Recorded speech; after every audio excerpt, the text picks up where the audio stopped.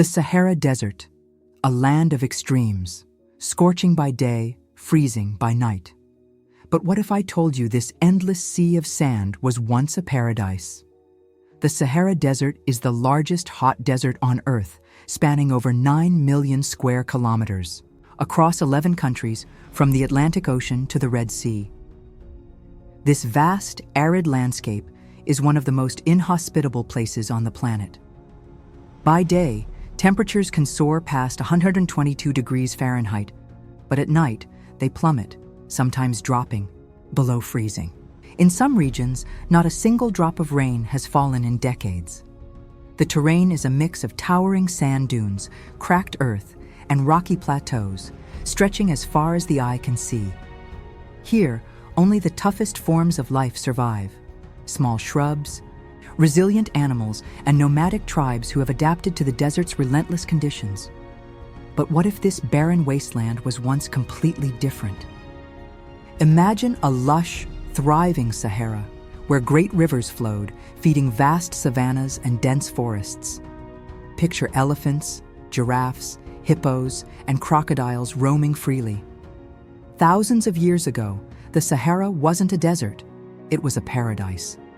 But how did it change so dramatically? What caused a green and fertile land to become the harshest desert on Earth?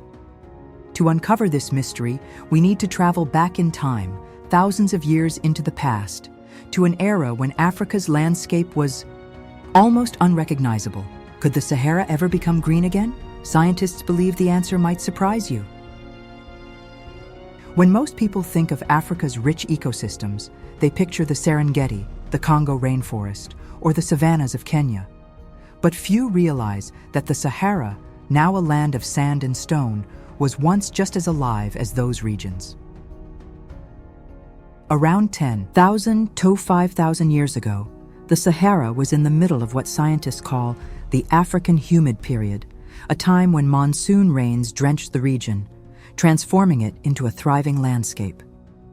These rains supported enormous lakes, stretching across vast areas, forming interconnected river systems. One of the most remarkable of these was Lake Chad, a body of water that, at its peak, was larger than Germany. Today, all that remains of it is Lake Chad, a mere fraction of its former size. But the lakes were just one part of the picture. Lush grasslands spread across what is now endless sand. Acacia trees and baobabs towered over plains where herds of antelopes, elephants, and giraffes roamed freely. Crocodiles basked on riverbanks, and hippopotamuses wallowed in marshlands that no longer exist today. The region wasn't just home to wildlife, it was home to people. Early human societies thrived here. They fished in the rivers, hunted game, and even began herding cattle, some of the earliest evidence of animal domestication on Earth. Archaeologists have found evidence of permanent settlements, where people built structures, buried their dead, and left behind stunning artwork on cave walls. The rock paintings found in places like Tassili N'Ajjer, Algeria, depict animals that no longer exist in the Sahara, proof that this desert was once teeming with life. But this paradise wasn't meant to last forever. If the Sahara was once so green, what happened? Why did it transform into the hostile desert we see today? The answer lies in the Earth's natural cycles, massive planetary-scale changes that shift weather patterns over thousands of years. The most important factor in this transformation is precession, a slow wobble in the Earth's axis that occurs approximately every 21,000 years. This wobble changes the way sunlight is distributed across the planet, altering climate patterns. During the African humid period, Earth's tilt favored stronger monsoons, bringing rain deep into the Sahara. But as the tilt shifted, the monsoons weakened. Rainfall became less frequent, rivers dried up, vegetation disappeared, and slowly, the Sahara transformed. This change wasn't a gradual one, it happened surprisingly fast. By 5,000 years ago, the process of desertification had accelerated. Within just a few hundred years, a lush green world became a barren wasteland. As the land became increasingly uninhabitable, human populations were forced to migrate. Some moved toward the Nile River, contributing to the rise of civilizations such as ancient Egypt. Others spread into sub-Saharan Africa, shaping the genetic and cultural heritage of modern African societies. But here's the most astonishing part. This isn't the first time the Sahara has gone through such a transformation.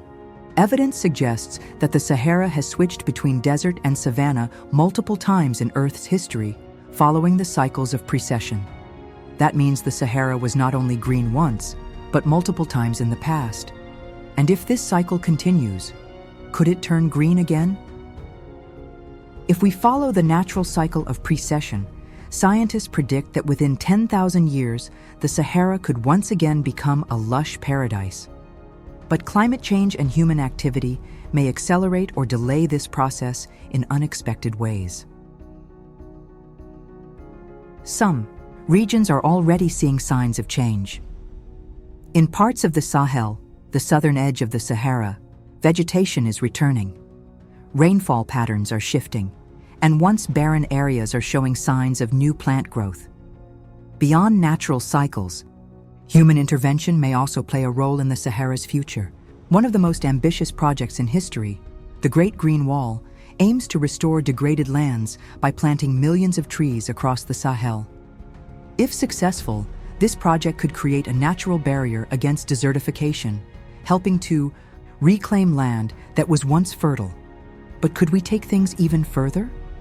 Some scientists believe that geoengineering, large-scale environmental modifications, could artificially bring back the Sahara's green past. Ideas range from redirecting rivers to creating artificial monsoons, though such projects remain speculative. One thing is certain: the Sahara is not a permanent fixture. It is a landscape shaped by the forces of nature, time, and human influence, and its transformation may not be over yet. The Sahara's past serves as a reminder that Earth's environments are constantly changing. What seems permanent today, whether a vast desert or a thriving rainforest, may be completely different in the distant future. But what do you think? Could the Sahara become green again? Will we live to see it? Or will human activity disrupt this natural cycle forever? Let us know your thoughts in the comments. And if you enjoyed this deep dive into the lost paradise of the Sahara, don't forget to like, subscribe, and hit the notification bell for more incredible discoveries.